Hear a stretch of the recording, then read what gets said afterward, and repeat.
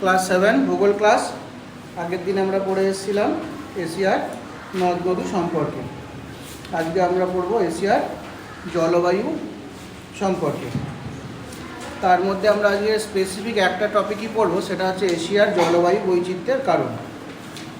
দেখো, এর আগে আমরা পড়ে এসেছি এশিয়া হচ্ছে পৃথিবীর বৃহত্তম মহাদেশ। তোমরা জানো এশিয়া পৃথিবীর বৃহত্তম মহাদেশ, আর এশিয়ার ভূপ্রকৃতি সব জায়গায় সমান নয়, সেটাও তোমরা জেনে এসেছো। অর্থাৎ কোথাও রয়েছে উঁচু পার্বত্য অঞ্চল, কোথাও রয়েছে মালভূমি অঞ্চল, কোথাও উপকূলীয় অঞ্চল, এই সমস্ত কিছুটা আমরা দেখতে পাই এশিয়া মহাদেশে। আর আমরা কি পড়ে এসেছি, এশিয়ার মধ্যভাগ থেকে এশিয়ার উপকূলবর্তী অঞ্চলের দূরত্ব অনেক বেশি। এই সমস্ত কারণে এশিয়া মহাদেশের সব জায়গায় আমরা একই রকম জলবায়ু দেখতে পাই না। তাছাড়া এশিয়া মহাদেশের যদি বিস্তারের দিকে আমরা খেয়াল করি, তাহলে দেখব এশিয়া মহাদেশের দক্ষিণ ভাগ নিরক্ষীয় জলবায়ু অঞ্চলে রয়েছে, অর্থাৎ নিরক্ষরেখার কাছাকাছি অঞ্চলে রয়েছে। আবার এশিয়া মহাদেশের উত্তর অংশ রয়েছে উচ্চ অক্ষাংশ অঞ্চলে। ফলে অক্ষাংশগত ব্যাপক বিস্তার, বিশাল আয়তন, পর্বতের অবস্থান ইত্যাদি সমস্ত কারণে এশিয়া মহাদেশের বিভিন্ন অংশে আমরা বিভিন্ন রকম জলবায়ু দেখতে পাই। তার মানেটা কি দাঁড়ালো, এশিয়া মহাদেশের সমগ্র মহাদেশের জলবায়ু একই রকম নয়, বা এশিয়া মহাদেশের প্রত্যেকটা অংশে আমরা একটাই জলবায়ু দেখতে পাবো এমনটাও নয়। এই পর্যন্ত বোঝা গেছে? কি বুঝলাম আমরা, কি শিখলাম? এইটুখানি 4-5 লাইন যে বললাম, এখানে কি শিখলাম? এশিয়া মহাদেশের বিভিন্ন অংশে বিভিন্ন রকমের জলবায়ু দেখা যায়। কেন দেখা যায়, এর কারণটা কি? না, এর প্রথম যে কারণটা লিখব, এশিয়া মহাদেশের অবস্থান। প্রথম কারণটা যদি আমরা হেডিং করি অবস্থান, তাহলে এশিয়া মহাদেশের জলবায়ু কেন সব জায়গায় সমান নয়, তার কারণে প্রথম কারণটার দিকে যদি আমরা লক্ষ্য করি, কি দেখব? এশিয়া মহাদেশের অবস্থান। এশিয়া মহাদেশের দক্ষিণ অংশ নিরক্ষীয় অঞ্চলের কাছাকাছি অবস্থিত, নিরক্ষরেখার কাছাকাছি অবস্থিত, আর উত্তর অংশকে দেখলাম উচ্চ অক্ষাংশে অবস্থিত। ফলে খুব স্বাভাবিকভাবেই এশিয়া মহাদেশের দক্ষিণের জলবায়ু হবে নিরক্ষীয় প্রকৃতির, আর উত্তর অংশের জলবায়ু হবে মেরু জলবায়ু। তাহলে এশিয়া মহাদেশের দক্ষিণ দিকে আমরা কোন জলবায়ু দেখতে পাবো? নিরক্ষীয় জলবায়ু। আর উত্তর দিকে দেখতে পাবো, একদম উত্তরাংশ দেখতে পাবো মেরু জলবায়ু। তাহলে অবস্থানগত দিক থেকে বোঝা গেল, অর্থাৎ দক্ষিণ দিকে যে অংশটায় আমরা নিরক্ষীয় জলবায়ু দেখতে পাবো, সেই অংশটার ক্ষেত্রে উষ্ণতা অনেকটা বেশি হবে, সেখানে বৃষ্টিপাতের পরিমাণও বেশি হবে। যত আমরা মেরুর দিকে যেতে থাকবো, তত উষ্ণতাও ক্রমশ কমতে থাকবে, অর্থাৎ জলবায়ু ক্রমশ শীতল হয়ে পড়বে, বা উষ্ণতা ক্রমশ হ্রাস পেতে থাকবে, এবং বৃষ্টিপাতের পরিমাণও ক্রমশ কমতে থাকবে। তাহলে কি শিখলাম? এশিয়া মহাদেশের দক্ষিণ দিকে আমরা নিরক্ষীয় জলবায়ু দেখতে পাবো, আর উত্তর দিকে আমরা মেরু জলবায়ু দেখতে পাবো। তাহলে জলবায়ু বৈচিত্র্যের অন্যতম কারণ হলো অবস্থান। এই অবস্থানগত কারণেই দক্ষিণ দিকে আমরা দেখতে পাবো নিরক্ষীয় জলবায়ু, আর উত্তর দিকে দেখতে পাবো মেরু জলবায়ু। এবার দ্বিতীয় কারণ আমরা দেখব ভূমির উচ্চতা। ভূমির উচ্চতা কেন এশিয়া মহাদেশের সব জায়গায় একই রকম জলবায়ু আমরা দেখতে পাই না, তার কারণগুলো, এই যে কোশ্চেনটা আমি তুলেছি, এশিয়া মহাদেশের জলবায়ু বৈচিত্র্যের কারণগুলো কি কি, বা কেন এশিয়া মহাদেশের সব জায়গায় একই রকম জলবায়ু দেখতে পাই না আমরা, সেই কোশ্চেনটাকেই আমি এখানে ডিসকাস করছি। তো প্রথম কারণে আমরা দেখলাম অবস্থানগত কারণে এশিয়া মহাদেশের সব জায়গায় একই রকমের জলবায়ু আমরা দেখতে পাই না। দক্ষিণ দিকে দেখতে পাই নিরক্ষীয় জলবায়ু, কারণ দক্ষিণ অংশটা নিরক্ষরেখার কাছাকাছি অঞ্চলে অবস্থিত। আর উত্তর দিকে দেখতে পাই মেরু জলবায়ু, কারণ উত্তর দিকের অংশটা রয়েছে মেরু অঞ্চলে অবস্থিত, সেই জন্য উত্তর দিকে মেরু জলবায়ু দেখতে পাই, আর দক্ষিণ দিকে আমরা নিরক্ষীয় জলবায়ু দেখতে পাই। যেখানে নিরক্ষীয় জলবায়ু দেখতে পাবো, খুব স্বাভাবিকভাবেই সেখানকার উষ্ণতা এবং বৃষ্টিপাত দুটোই বেশি হবে। যত ওপরের দিকে যেতে থাকবো বা যত উত্তরের দিকে যেতে থাকবো, তত উষ্ণতা এবং বৃষ্টিপাতের পরিমাণ ক্রমশ হ্রাস পেতে থাকবে। দ্বিতীয় কারণ হচ্ছে ভূমির উচ্চতা। আগে তোমরা পড়ে এসেছো, যত আমরা ভূপৃষ্ঠ থেকে উপরের দিকে যাব, উষ্ণতা ক্রমশ হ্রাস পায়। কী হারে হ্রাস পায়? প্রতি কিলোমিটারে 6.4 ডিগ্রি সেন্টিগ্রেড হারে হ্রাস পায়। এটাকে আমরা কি বলে থাকি? এটাকে উষ্ণতার স্বাভাবিক হ্রাস বলা হয়ে থাকে। তাহলে উষ্ণতার স্বাভাবিক হ্রাসটা কাকে বলবো? উচ্চতা বৃদ্ধির সাথে সাথেই যদি উষ্ণতা হ্রাস পায় তাহলে সেই ঘটনাটাকে বলা হয় উষ্ণতার স্বাভাবিক হ্রাস। এর পরিমাণ কত? প্রতি কিলোমিটারে 6.4 ডিগ্রি সেন্টিগ্রেড। এর আগে আমরা পড়ে এসেছি এশিয়া মহাদেশের মধ্যভাগে সুউচ্চ পার্বত্য অঞ্চল অবস্থিত। তাহলে পার্বত্য অঞ্চল অবস্থিত হওয়ার কারণে সেই জায়গার উচ্চতা নিশ্চয়ই সমভূমির থেকে বেশি হবে। পার্বত্য অঞ্চলের উচ্চতা বেশি হয়, ফলে সেই অংশটা নিশ্চয়ই সমভূমির থেকে বেশি উঁচুতে অবস্থিত। এখন উঁচুতে অবস্থিত হওয়ার কারণেই সেখানকার উষ্ণতা তাহলে কী হয়ে যাওয়ার কথা? স্বাভাবিক উষ্ণতা হ্রাসের নিয়ম অনুযায়ী সেখানকার উষ্ণতা কমে যাওয়ার কথা। তাই যে সমস্ত পার্বত্য অঞ্চলগুলো রয়েছে এশিয়া মহাদেশের মধ্যভাগে সেখানে শীতল জলবায়ু আমরা দেখতে পাই। আর উপকূলবর্তী অঞ্চলের দিকে যদি আমরা নজর রাখি, আমরা জানি উপকূলবর্তী অঞ্চলের জলবায়ু সমভাবাপন্ন প্রকৃতির হয়।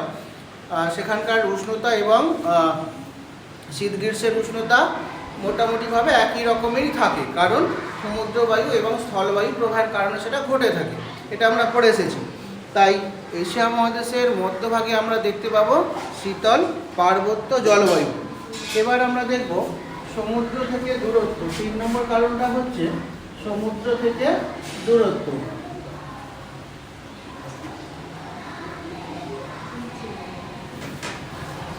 এটা ঠিক কীরকম একটু আগেই বললাম যে স্থান সমুদ্রের কাছাকাছি অবস্থিত হবে সেখানকার জলবায়ু সমভাবাপন্ন প্রকৃতির হবে। সমুদ্র থেকে যত আমরা দূরের দিকে যাব তত উষ্ণতার চরমতা বৃদ্ধি পায়। উষ্ণতার চরমতা বলতে গ্রীষ্মকালে গরম বেশি হবে, শীতকালে ঠান্ডাও বেশি হবে। তাহলে এশিয়া মহাদেশের ম্যাপটার দিকে যদি আমরা লক্ষ্য করি, দেখব উপকূলবর্তী যে সমস্ত দেশগুলো রয়েছে সেখানকার জলবায়ু মোটামুটি সমভাবাপন্ন প্রকৃতির, এবং এশিয়া মহাদেশের মধ্যভাগে অর্থাৎ পার্বত্য অঞ্চলের যে পাশাপাশি যে দেশগুলো রয়েছে সেখানে আমরা শীতল মহাদেশীয় জলবায়ুকে দেখতে পাবো। তাহলে এশিয়া মহাদেশের মধ্যভাগে আমরা দেখতে পাবো চরম শীতল মহাদেশীয় জলবায়ু। শীতকালে প্রচণ্ড ঠান্ডা হয়ে যায় এই সমস্ত দেশগুলো, আর গ্রীষ্মকালে প্রচণ্ড গরম হয়ে পড়ে এই সমস্ত দেশগুলো। এবার আমরা দেখব মরুভূমির অবস্থান।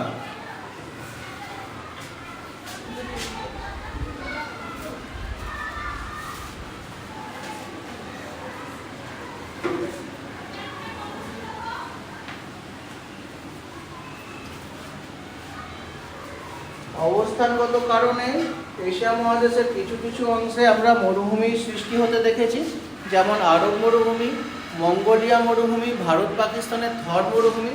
যেহেতু এই জায়গাগুলোতে মরুভূমির সৃষ্টি হয়েছে তাই এই অংশগুলোতে আমরা মরু জলবায়ু দেখতে পাবো। তাহলে কি শিখলাম? প্রথমে আমরা কি শিখলাম? এই কোশ্চেনটা দিয়ে কি শেখার চেষ্টা করছি, কেন এশিয়া মহাদেশের সব জায়গায় একই রকম জলবায়ু আমরা দেখতে পাই না। তার কারণগুলো কি কি হলো? প্রথম কারণে ছিল অবস্থান। এশিয়া একটা বিশাল আয়তনের মহাদেশ, যার দক্ষিণ অংশ ছিল নিরক্ষীয় অঞ্চলে আর উত্তর অংশ হচ্ছে মেরু অঞ্চলে। ফলে দক্ষিণ দিকটাতে আমরা নিরক্ষীয় জলবায়ু দেখতে পাবো আর উত্তর দিকটাতে আমরা মেরু জলবায়ু দেখতে পাবো। যেখানে যেখানে আমরা নিরক্ষীয় জলবায়ু দেখতে পাবো সেই অংশগুলোর ক্ষেত্রে উষ্ণতা এবং বৃষ্টিপাত দুটোই বেশি হবে, আর যেখানে যেখানে আমরা মেরু জলবায়ু দেখতে পাবো সেখানে উষ্ণতা খুব কম হবে, বৃষ্টিপাতের পরিমাণও কম হবে, আর সেই অংশগুলোতে আমরা তুষারপাত বা বরফপাত হতে দেখব। দ্বিতীয় কারণ হচ্ছে ভূমির উচ্চতা। এই পয়েন্টটাতে আমরা কি শিখেছি? যত আমরা ভূপৃষ্ঠ থেকে উপরের দিকে যাব তত উষ্ণতা ক্রমশ কমতে থাকবে। একে বলা হয় উষ্ণতার স্বাভাবিক হ্রাস। এর পরিমাণ কত? প্রতি কিলোমিটারে 6.4 ডিগ্রি সেন্টিগ্রেড। ঠিক এই কারণেই এশিয়া মহাদেশের মধ্যভাগে যে পার্বত্য অঞ্চল রয়েছে সেই পার্বত্য অঞ্চলে আমরা শীতল জলবায়ু দেখতে পাবো। 3 নম্বর পয়েন্টে আমরা কি শিখলাম?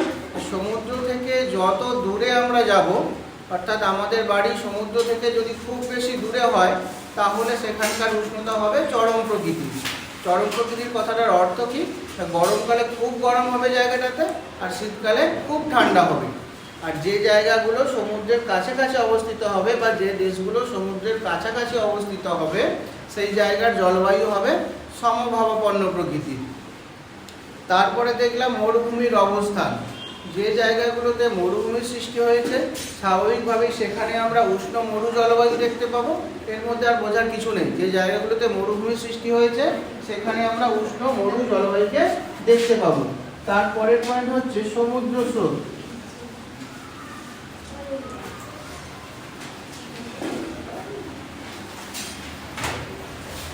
সমুদ্র স্রোত সম্পর্কে তোমরা ক্লাস 10-এ একটু ডিটেলসে পড়বে যখন মাধ্যমিক দিবে।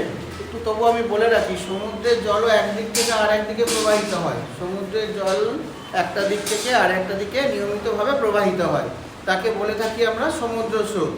এই সমুদ্র স্রোত উষ্ণতা অনুসারে দু রকমের হয়ে থাকে, একটা শীতল স্রোত আর একটা হচ্ছে উষ্ণ স্রোত। অর্থাৎ সমুদ্র স্রোতের জলের উষ্ণতা যদি বেশি হয় তাহলে সেই স্রোতটাকে আমরা বলে থাকি উষ্ণ স্রোত, আর যদি জলের উষ্ণতা কম হয়ে থাকে তাহলে সেই স্রোতটাকে আমরা বলে থাকি শীতল স্রোত। এবার মনে করো খুব একটা গরম অঞ্চল, তার পাশ দিয়ে একটা শীতল স্রোত প্রবাহিত হচ্ছে, তাহলে সেখানকার উষ্ণতা কী হওয়া উচিত?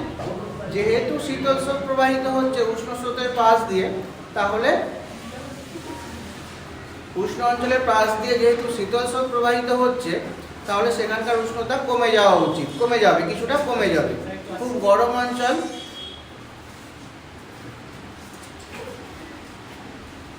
একটা অঞ্চল খুব গরম, ধরো এখন যদি খুব গরম হয় আমরা যদি পাখা চালিয়ে দিই তাহলে পরে আমাদের একটু আরাম হবে। কেন আরাম হবে? কারণ উষ্ণতা কিছুটা কমে গেল। ঠিক একইভাবে কোনো গরম অঞ্চলের পাশ দিয়ে যদি শীতল হাওয়া প্রবাহিত হয় বা শীতল স্রোত প্রবাহিত হয় তাহলে সেখানকার উষ্ণতা কিছুটা কমে যাবে। আবার যদি উল্টোটা হয়, পুরো ঠান্ডা অঞ্চল, তার পাশ দিয়ে যদি উষ্ণ স্রোত প্রবাহিত হয় তাহলেও সেখানকার উষ্ণতার পরিবর্তন ঘটবে এবং সেই শীতল অঞ্চলটা কিছুটা উষ্ণ হয়ে পড়বে। তাহলে এশিয়ার জলবায়ু বৈচিত্র্যের আমরা 5টা কারণ শিখলাম। আরও কিছু কিছু কারণ আছে, যেমন বায়ু প্রবাহ। এশিয়া মহাদেশে সব জায়গায় একই রকম বায়ু প্রবাহকেও আমরা লক্ষ্য করতে পারি না। এশিয়া মহাদেশের দক্ষিণ দিকে নিহত বায়ু প্রবাহিত হয়, আয়ুর্বায়ু প্রবাহিত হয়।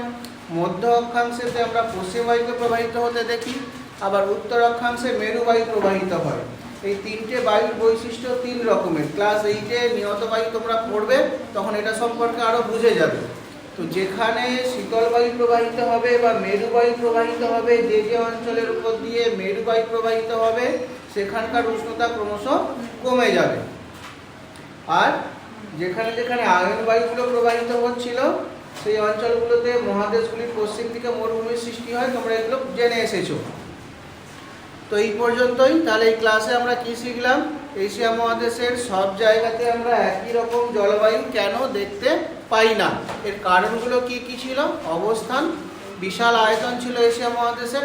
এবার একটু ম্যাপের দিকে দেখো, প্রত্যেকটাকে আমি কারণগুলোকে ম্যাপে দেখিয়ে দিই, কী কারণগুলো কীভাবে প্রভাবিত করে আর কী কারণে এশিয়া মহাদেশের সব জায়গায় একই রকম জলবায়ু দেখতে পাই না। একটু বোর্ডের দিকে মন দিয়ে দেখো।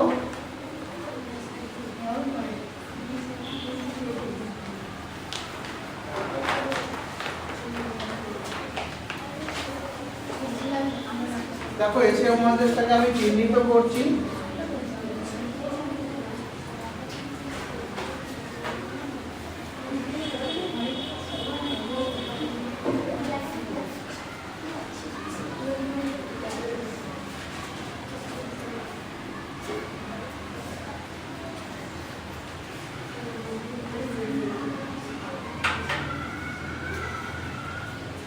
দেখো এই অংশটা বাদ, এর পুরো ডান দিকটা হচ্ছে এশিয়া মহাদেশ, এদিকটা হচ্ছে পুরোটা এশিয়া মহাদেশ, একটা বিরাট আয়তনের মহাদেশ।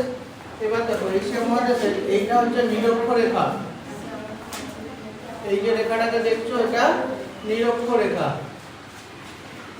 তাহলে নিরক্ষরেখার কাছাকাছি যে অঞ্চলগুলো রয়েছে, অর্থাৎ এই সমস্ত যে অঞ্চলগুলো রয়েছে সেখানে আমরা নিরক্ষীয় জলবায়ুকে দেখতে পাবো। আর এই যে উত্তর দিকের রেখাটা দেখছো এটা হচ্ছে,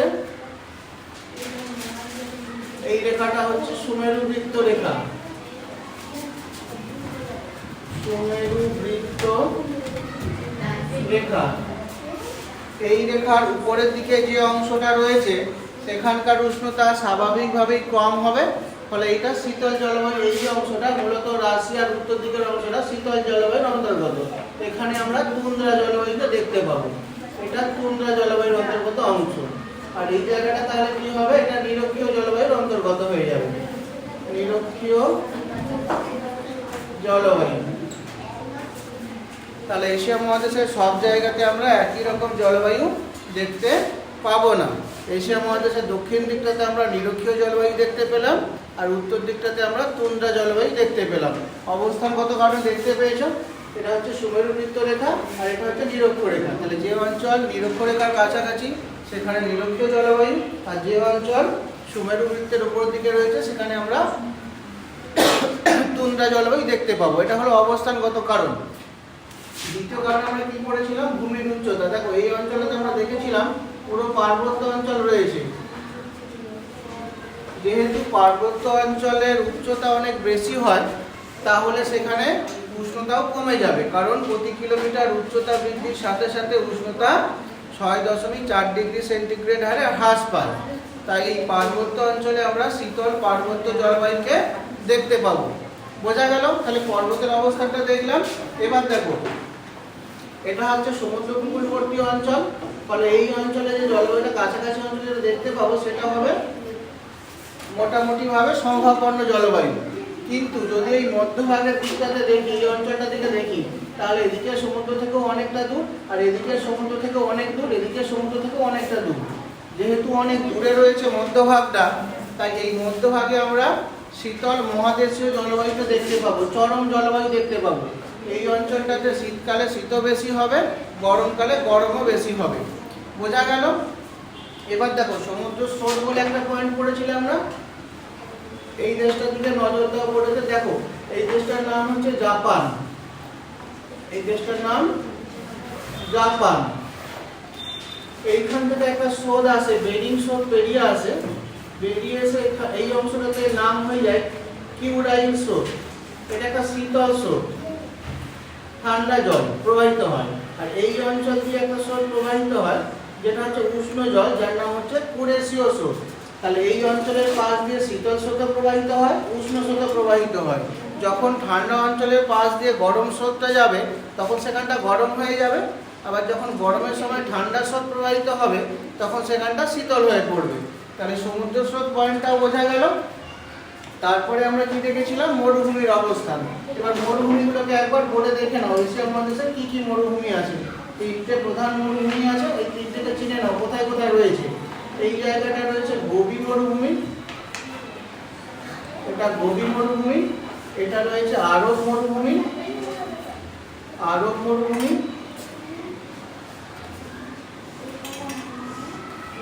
আর এইখানটাতে রয়েছে থর মরুভূমি। তাহলে তিনটে মরুভূমি দেখলে। অবস্থানগত কারণেও তাহলে আমরা জলবায়ু, মরুভূমির অবস্থানের কারণেও আমরা সেখানে জলবায়ুর বৈচিত্র্য লক্ষ্য করে থাকি।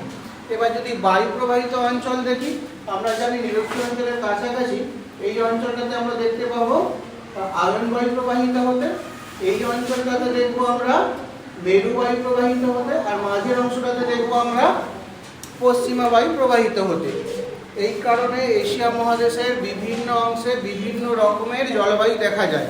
অর্থাৎ এশিয়ার জলবায়ু খুবই বৈচিত্র্যপূর্ণ, সব জায়গায় একই রকম নয়। আশা করি তোমরা বুঝতে পেরে গেছো। কারো কিছু যদি জিজ্ঞাসা করার থাকে আমাকে জিজ্ঞাসা করতে পারো। এই পয়েন্টটা বুঝতে পারিনি, আমি আবার একবার বলে দেবো। সমস্যা হওয়ার কোনো কারণ নেই। কারো কোনো সমস্যা থাকলে বলো, কি কি কারণে এশিয়ার জলবায়ু বৈচিত্র্যপূর্ণ, বা এশিয়া মহাদেশের সব জায়গায় একই রকম জলবায়ু আমরা কেন দেখতে পাইনি। আশা করি তোমরা খুব ভালোভাবেই বিষয়টা বুঝতে পেরে গেছো, কোনো সমস্যা হওয়ার কথা নয়। কেউ কিছু জিজ্ঞাসা করবে কি? ক্লাসটা শেষ করি। শেষ করলাম এখানে।